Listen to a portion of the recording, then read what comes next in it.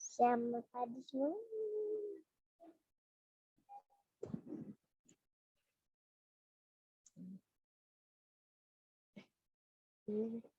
Enggak muter.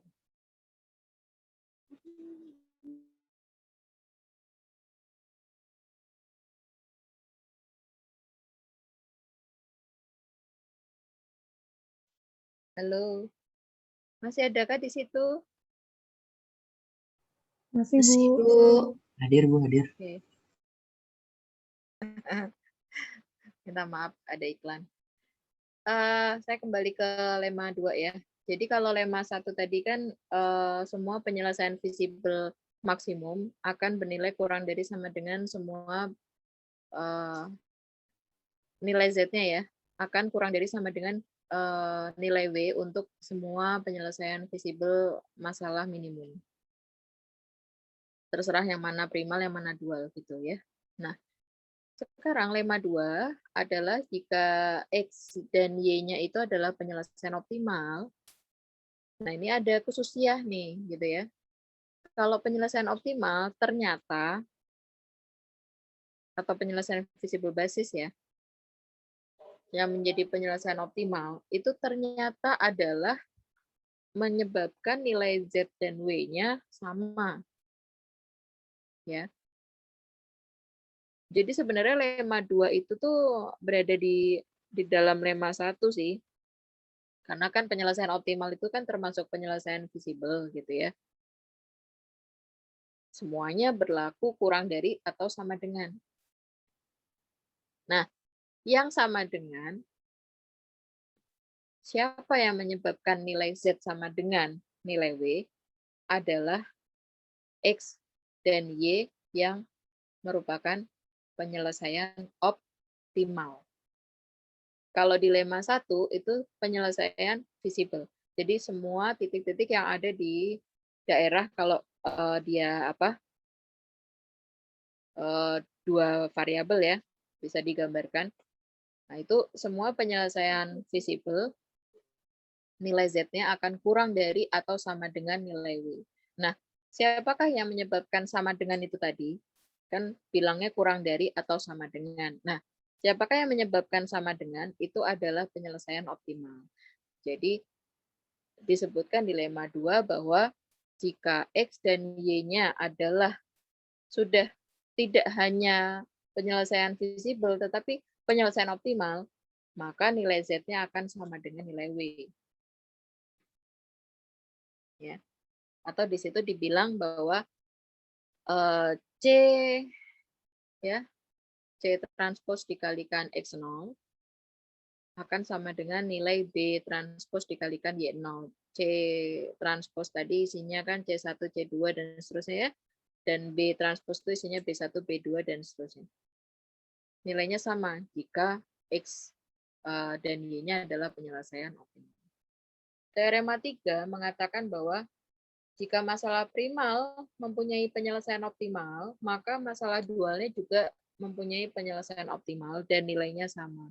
Teorema 3 itu menguatkan lemma 2 tadi, ya, bahwa kondisi visible pada primal itu juga akan menyebabkan visible pada dualnya. Jadi tidak mungkin jika primalnya itu visible, dualnya itu invisible, gitu ya, tidak mungkin. Ya, jadi kalau misalkan primalnya visible ya dualnya akan visible. Dualnya visible ya primalnya akan visible. Jadi kalau salah satunya visible dan ternyata mereka saling primal dual, maka bisa dipastikan satunya lagi juga akan visible juga. Ya. dan nilai optimalnya sama. Nilai optimal itu tadi apa? Nilai Z dan W-nya. Ya. Lanjut. Slide.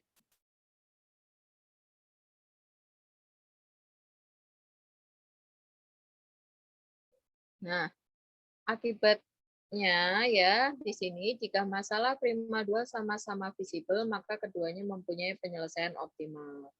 Jadi tadi menjelaskan teorema yang di atasnya, bahwa jika dua-duanya visible, maka mempunyai penyelesaian optimal gitu. Artinya dia tidak mungkin invisible gitu ya. Nah, tetapi jika salah satu masalah gitu ya, ternyata adalah kasus khusus, yaitu unbounded, ya, unbounded, maka dualnya akan tidak visible, ya. Jadi dari primalnya dulu nih, primalnya visible enggak, gitu ya. Alternative solution itu juga visible ya, alternative solution itu termasuk visible. Nah, bagaimana jika primal yang kita jumpai itu ternyata unbounded, ya, ternyata unbounded. Berarti nanti dualnya akan menjadi invisible, ya. Jadi kalau kita menjumpai suatu masalah, gitu ya, menjumpai suatu masalah ternyata dia unbounded, maka dualnya akan invisible, ya. Tetapi jangan dibalik ya, kalau misalkan kita menjumpai masalah yang invisible, maka dualnya unbounded. Nah, itu tidak ada jaminan. Jadi pertama yang kita jumpai visible atau unbounded. Nah, gitu ya. Visible atau unbounded. Kalau yang kita jumpai pertama itu visible, maka nanti dualnya juga akan visible. Tetapi jika yang kita jumpai pertama kali itu adalah unbounded, tidak terbatas, maka nanti dualnya akan invisible. Tetapi jika kita menjumpai masalah yang pertama itu invisible, nah itu belum ada jaminan nanti yang satunya dualnya itu apa gitu ya.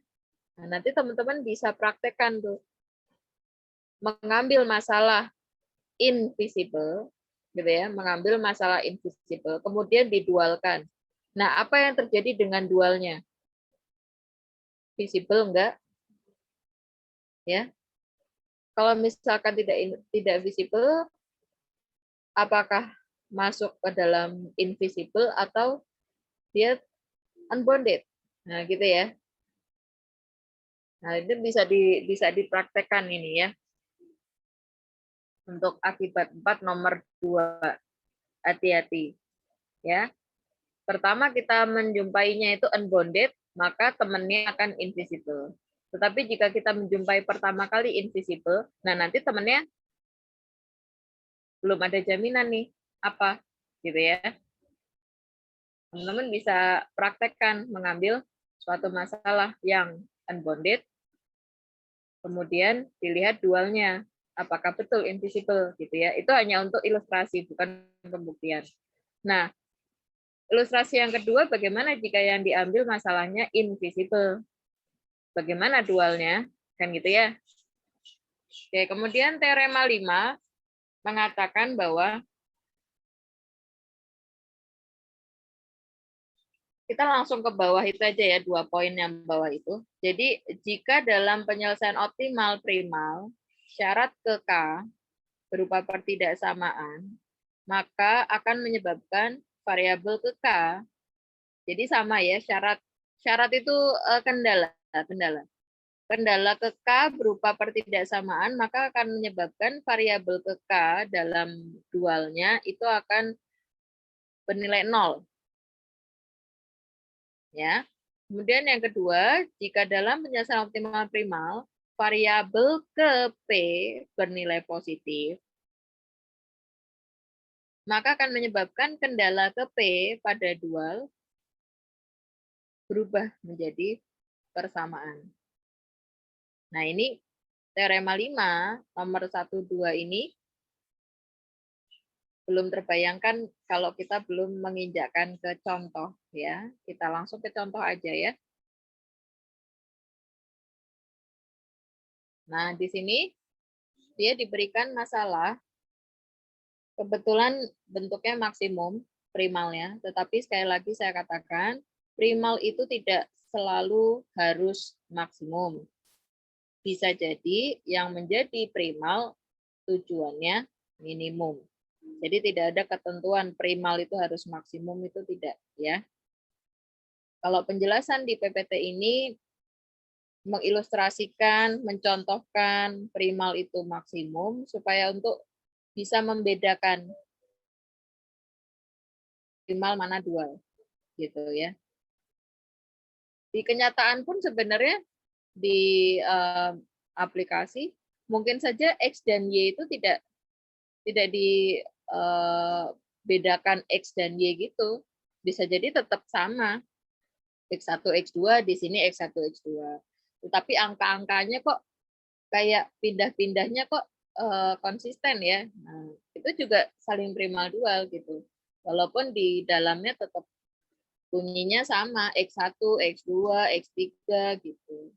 Ya, karena kita dalam proses belajar sehingga kita membedakannya konsisten dari awal. Oh, kalau maksimum itu lambangnya X, Z gitu ya. Kalau minimum itu lambangnya Y gitu ya, W gitu. Itu hanya untuk belajar aja. Oke, kita perhatikan contoh ini. Jadi saya punya masalah. Saya punya masalah. Padahal orang itu nggak mau punya masalah, ini malah cari masalah. Diberikan masalah primal, yaitu memaksimumkan Z sama dengan 12X1 plus 8X2 dengan kendalanya seperti itu. Ya, ini kebetulan bentuknya normal, karena untuk tujuan maksimum semua kendala sudah berbentuk kurang dari sama dengan. Ya. Pertama yang harus kita tentukan adalah bagaimana masalah dualnya, gitu ya. Nah, ini masalah dualnya di bawah ini. Perhatikan angka-angkanya apakah sudah betul dituliskan di situ. Siapa tahu ada yang keliru gitu ya. 524, 232, 150, 180. Oke. Dan ini hasil dualnya juga sudah normal karena primalnya normal. Yaitu kendalanya semua bentuknya kurang lebih dari atau sama dengan, karena tujuannya minimum. Oke, setelah mendapatkan dual, kita ngapain? Nah, di sini mengatakan penyelesaian optimal dari masalah primal adalah X1-nya 5, X2-nya 30, dan nilai Z-nya 300. Nah, ini harus teman-teman praktekkan nih beneran ya. Jangan percaya aja nih sama tulisan yang ada di sini ya. Karena masalah primal di atas itu kan 2 variabel, jadi sepertinya tidak sulit untuk teman-teman buktikan bahwa benar penyelesaian optimalnya adalah 5,30 dan nilai Z-nya 300. Ya. Silakan dibuktikan. Ya, kalau salah ya berarti yang tertulis di sini salah gitu aja ya. Kemudian kita cek ya untuk penyelesaian optimal tersebut apa yang terjadi pada kendala-kendalanya, kendala pada primal itu. Kita cek satu-satu. X1-nya 5, X2-nya 30. Kita substitusikan ke semua kendala. Coba kita ke atas lagi. Nah, X1 sama dengan 5, X2 sama dengan 30. Kita substitusikan ke kendala 1. Berarti diperoleh 5 kali 5 ditambah 2 kali 30. 25 ditambah 60. 85. 85 kurang dari 150. Berarti titik 5,30 jika disubstitusikan ke kendala 1, ya, kan tadi 5,30 penyelesaian optimal. Disubstitusikan ke kendala 1, maka akan berbentuk pertidaksamaan. Ya, berbentuk ketidaksamaan. Ya. Bagaimana jika kita substitusikan ke kendala 2? 5,30. 2x1 ditambah 3x2.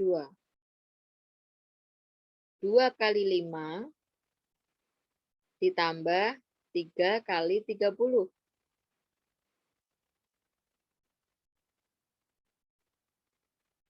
2 kali 5, 10, ditambah 3 kali 30, 90. 10 ditambah 90 sama dengan 100. Oke, berarti penyelesaian optimal jika disubstitusikan di kendala 2 bentuknya persamaan. Ya. Kemudian lakukan untuk kendala 3, 4 x1 ditambah 2x2. 4 kali 5 ditambah 2 kali 30. Berarti 20 ditambah 60, 80. Berarti di sini untuk kendala 3, jika 5,30 disubstitusikan, hasilnya persamaan. Nah, sudah kita substitusikan semua, ternyata kita peroleh di kendala 1 berbentuk pertidaksamaan. Nah, teorema 5 tadi bilang bahwa jika penyelesaian optimal disubstitusikan ke kendala pada primal dan ternyata pada kendala ke K berupa pertidaksamaan, berarti tadi kendala ke 1 berupa pertidaksamaan, maka akan menyebabkan variabel ke 1 pada dual bernilai 0. Berarti X1 atau Y1 pada dual ya, pada dual bernilai 0. Ya. Karena di sini untuk membedakan kan tadi XY gitu ya. Sekali lagi untuk membedakan saja XY. Tidak harus X itu primal, Y itu dual, tidak harus. Tapi ini hanya untuk membedakan. Nah, dualnya di sini Y kebetulan variabel ke 1 yaitu Y1 bernilai 0. Jadi kita sudah dapat tuh penyelesaian optimal dual, tapi baru 1. Kan ini ada Y1, Y2, Y3. Udah dapat dulu nih Y1-nya sama dengan 0. Udah ya, Y1 sama dengan 0. Tadi pakai teorema 5 nomor 1. Terus, selanjutnya, slide yang bawahnya ini. Kita perhatikan lagi nilai apa? Kita perhatikan nilai penyelesaian optimal pada primal. Ya. Tadi sudah diperoleh bahwa penyelesaian optimalnya X1-nya 5, X2-nya 30. Berarti X1-nya positif, X2-nya positif. Atau variabel ke-1 pada primal positif. Variabel kedua pada primal positif. Menyebabkan kendala ke-1 pada dual berbentuk persamaan. Dan kendala kedua pada dual berbentuk persamaan. Jadi tadi karena X1 ya, penyelesaian optimal X1 penyelesaian optimal primal itu X1-nya positif. X1, berarti variabel ke-1. Menyebabkan kendala ke-1 pada dual, gitu ya, sama dengan berbentuk persamaan. Berbentuk persamaan. Nah, karena X2,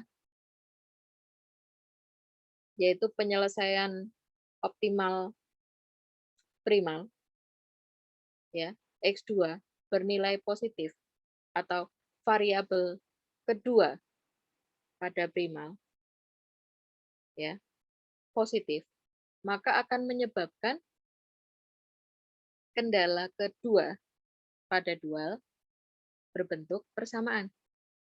Jadi, yang tadinya kita sudah mendapatkan Y1-nya 0, kita substitusikan ke kendala dual, berarti 5 kali 0, 2 kali 0, itu berarti suku Y1 itu sudah tidak ada, karena 0, gitu ya. Suku Y2 dan Y3. Karena tadi sudah menggunakan teorema 5 nomor 2, ya, teorema 5 nomor 2, yaitu dari variabel ke-1 positif, ya. Nah, ini PO itu penyelesaian optimal primal, ternyata variabel ke-1 positif menyebabkan kendala ke-1 dalam dual berbentuk persamaan. Begitu juga karena variabel kedua, ya, penyelesaian optimalnya primal positif, maka akan menyebabkan kendala kedua pada dual berbentuk persamaan. Jadi kita kembali ke tadi masalah dualnya. Nah, ini. Jadi kendala yang pada dual ini, ya, nanti akan berubah wujud, ya. Suku Y1 sudah tidak ada karena Y1-nya 0.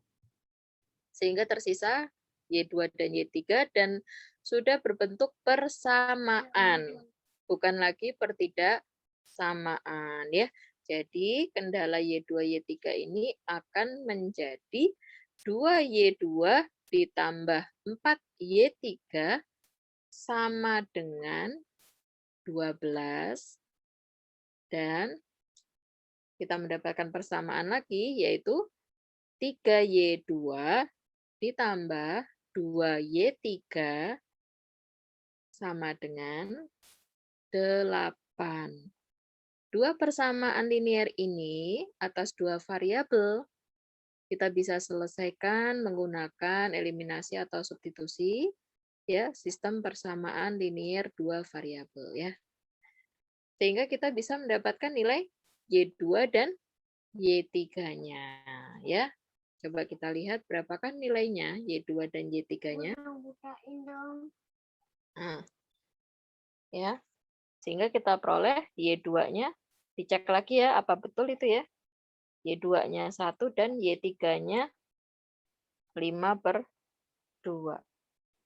Nah, berarti kesimpulannya adalah penyelesaian optimal masalah dual adalah Y1-nya 0, Y2-nya 1, dan Y3-nya 5/2.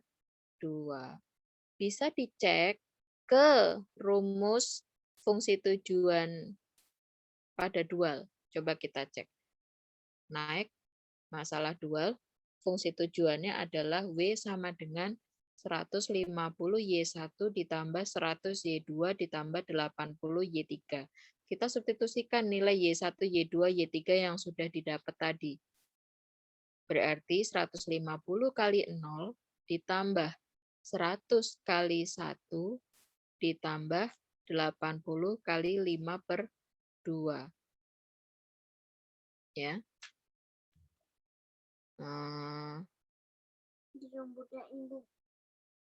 300 kan, ya. 100 ditambah 200. Nah, nilai W-nya sama dengan 300. Ya, nilai W sama dengan 300.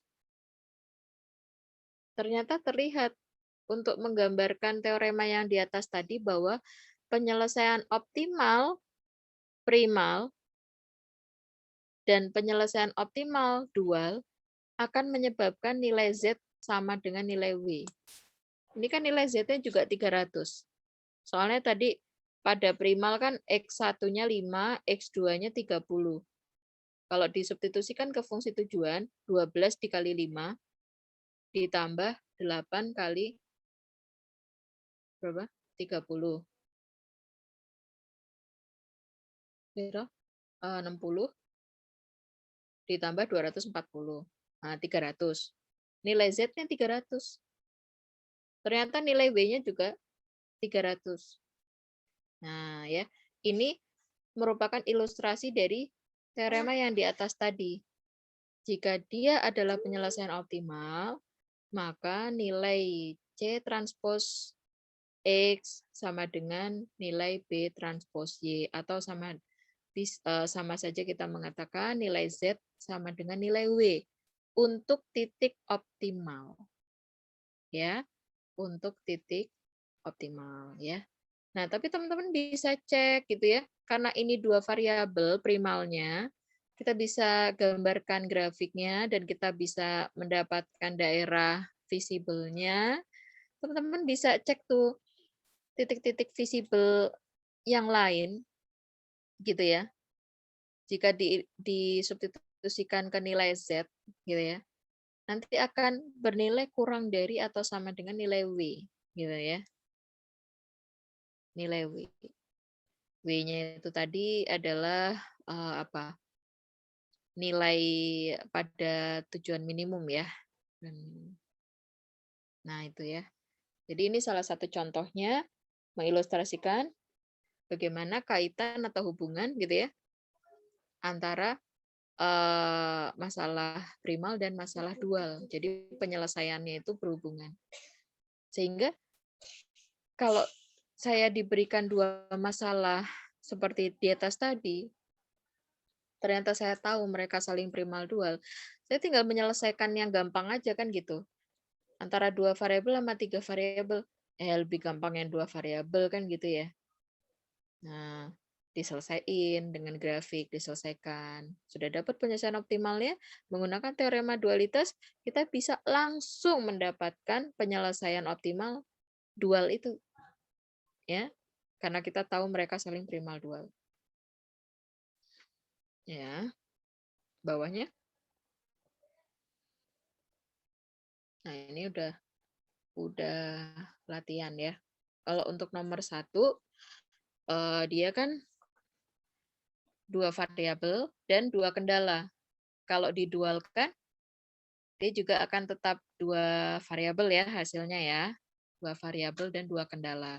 Nah, ini nomor 1 ini bisa mengilustrasikan nih dengan jelas yang teorema tadi, bukan membuktikan ya, mengilustrasikan. Jadi kalau ada daerah visible, kemudian titik-titiknya kita substitusikan ke fungsi tujuan, maka nilai Z ini akan kurang dari atau sama dengan nilai W. Nah, yang sama dengan akan terjadi pada titik optimal. Ya. Nah, ini silakan dicoba nomor 1. Ya. Kemudian nomor 2, ini 3 variabel, 3 kendala. Jadi dualnya juga akan ketemu 3 variabel juga, gitu ya, nggak apa-apa ya.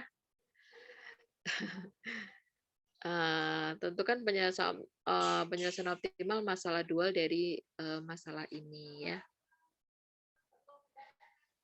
Oke, berarti ini bisa kita selesaikan dulu. Ya. Jadi ini karena di latihan ini itu tidak ada instruksi untuk menggunakan teorema dualitas secara langsung, artinya teman-teman bisa manual juga bisa gitu ya. Kita cari dualnya, kemudian cari dengan metode simplex. Bisa gitu ya. Atau menerapkan teorema dualitas juga bisa ya. Oke. Lanjut ke bawahnya slide-nya. Nah, ini tanpa menggunakan metode simplex, tentukan penyelesaian optimal dari masalah berikut ini. Nah, tanpa simplex ya. Padahal jelas-jelas masalah yang tertulis terdiri dari 3 variabel. Nah, kalau terdiri dari 3 variabel kan pakai apa kan selain simplex kan gitu. Nah, ternyata kita bisa menggunakan bantuan teorema dualitas. Yaitu apa? Kita cari dual dari masalah nomor 3 ini. Ternyata dual dari masalah nomor 3 itu 2 variabel. Karena di sini kendalanya 2. Ya, kalau kendalanya 2 kan ditranspos jadi yang tadinya 3 variabel kan jadi 2 variabel ya. Dan jadi 3 kendala kan gitu ya. Kebalik aja gitu ya transpos ya.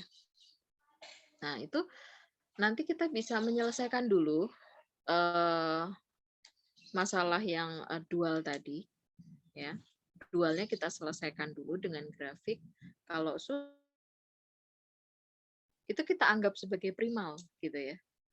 Kita anggap sebagai primal, kemudian jalankan teorema 5. Jalankan teorema 5.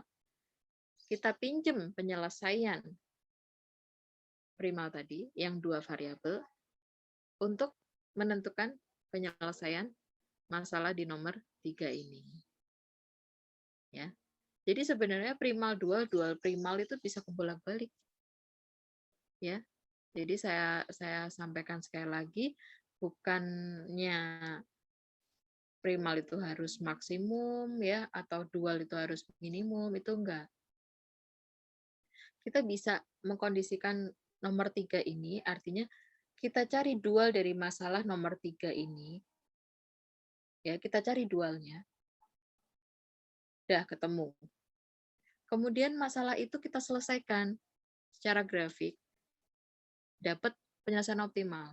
Nah, yang ini masalah yang diselesaikan ini tadi dengan grafik itu kita anggap aja primal, nggak apa-apa. Kita anggap primal, udah dapat penyelesaian optimal, baru menggunakan teorema 5 untuk mendapatkan penyelesaian masalah nomor 3 ini. Ya.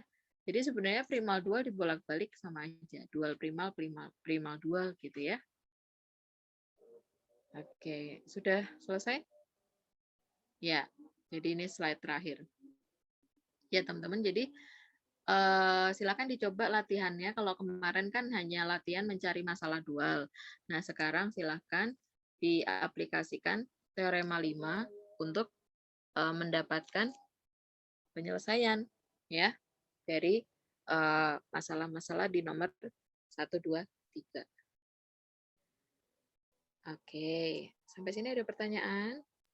Pas Bu, 2 saya jam. mau tanya Ya.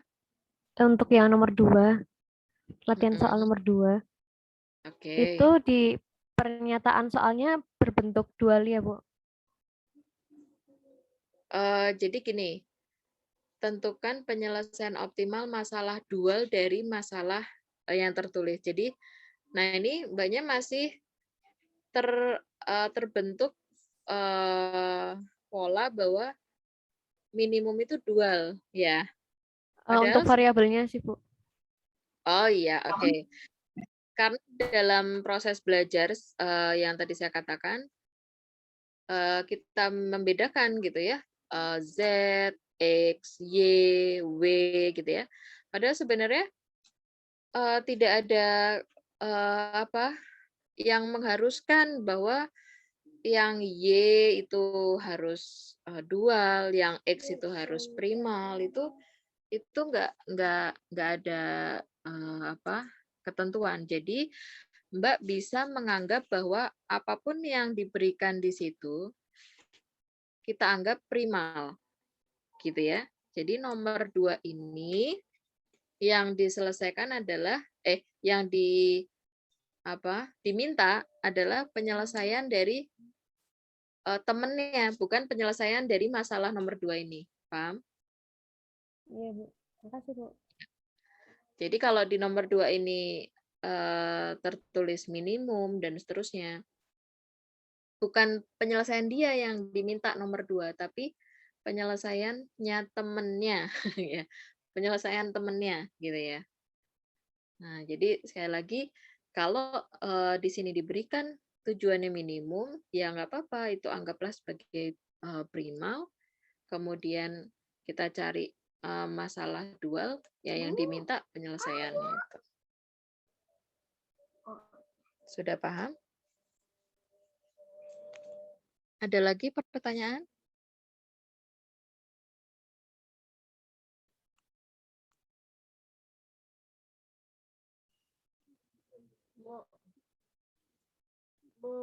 Hmm. Tidak ada? Tidak ada lagi? Kalau tidak ada lagi, saya akhiri kuliah siang menjelang sore ini.